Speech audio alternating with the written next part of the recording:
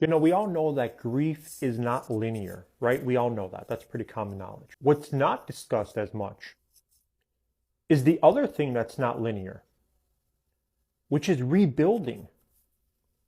When working with clients, I've coined it the struggle of the rebuild because it's so damn hard. It's possible, 100 million%, but it's so damn hard.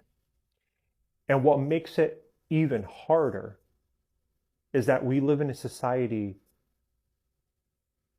that doesn't always understand that or appreciate that. Here you are, not thinking you'd ever be able to get up off the floor ever again, and yet somehow you have.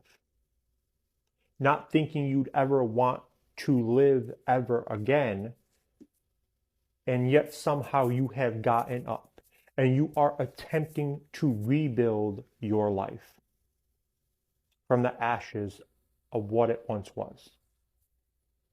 And it's not a linear process. And progress isn't always seen quickly.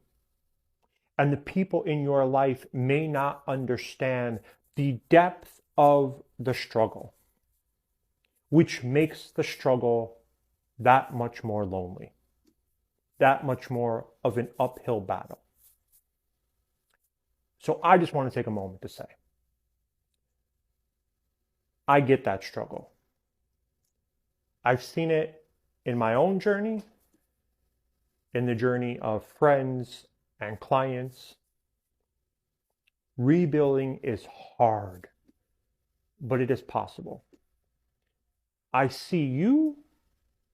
I see your effort. I want you to rest when it is that you need to rest.